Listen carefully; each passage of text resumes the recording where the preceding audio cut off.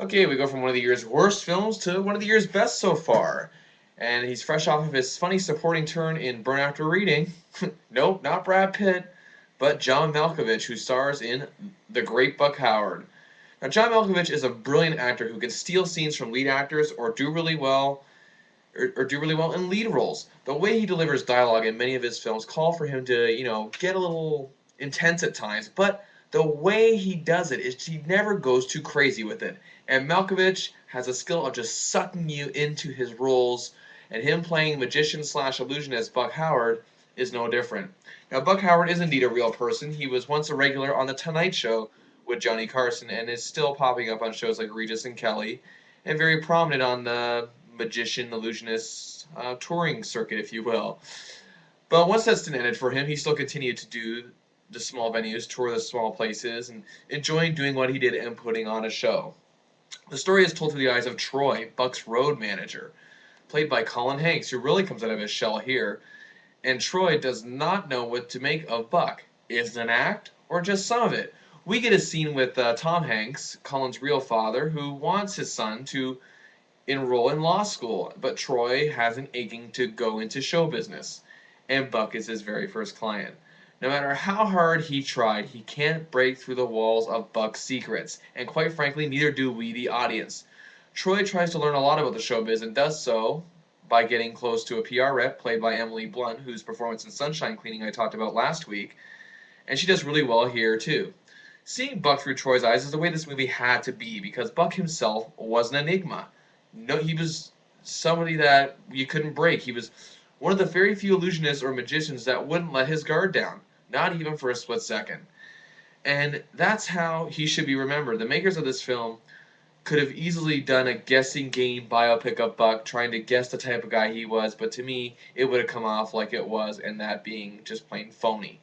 Now, one of Buck's signature moves, or tricks or illusions, if you will, is I guess the gate collector handling the money would hand it to someone in the crowd for the money they made in the evening, and he always guesses who has it without knowing, without without ever being told. But this leads to one of the best scenes in the film, where as Troy lets Buck know that the secret has leaked, that he has a spotter in the crowd who tells him through a phone to an earpiece in Buck's ear who has it. But then Buck brings up two doctors on the stage who look deeply into his ears, check it out, has nothing in there, and he also puts a blindfold over his head and his ears, eyes and ears. And what happens next? Does he still guess it? I ain't telling you. You gotta watch this movie. What I love about this movie, however, is that it tells the story of the Buck Howard that is known and gives it some zip. Like I said earlier, it doesn't create a false biography of who they think he is or who the makers think he is.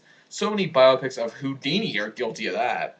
Fact is, this is the real Buck Howard, and we're never going to see who he truly, really is because, well, he won't let us, and I think it's better that way, and it would spoil the fun. Colin Hanks does his best work ever here, beyond a shadow of a doubt. I also love Tom Hanks in his small part, and I also love Emily Blunt, but this film belongs, I repeat, belongs to John Malkovich, who shows the mark of a great actor because I can't picture anyone else in this role. This, and also I gotta say that this movie is funny in the same kind of subtle way where Man on the Moon, starring Jim Carrey as comedian Andy Kaufman was, has that kind of subtle humor to it because of who Andy really was. And it also, because this movie shows the side of Buck where sometimes life isn't too kind to him when he suffers very awkward and embarrassing moments, but sometimes he makes the best of them. This film is truly magnificent in what it accomplishes, being one big mystery of a man who is a mystery, but we have fun watching it anyway. It's like going to a magic show, pretty much. Malkovich is always overlooked by the Academy come Oscar time, I find, and this film being very early in the year, it'll probably happen again. But I certainly won't forget him here. If so, for a great performance, really well done supporting performances, and both funny and interesting elements, and just a steady flow that just kept me wanting to know more and see more. I'm going the full Monty on this one. The Great Buck Howard gets 5 stars.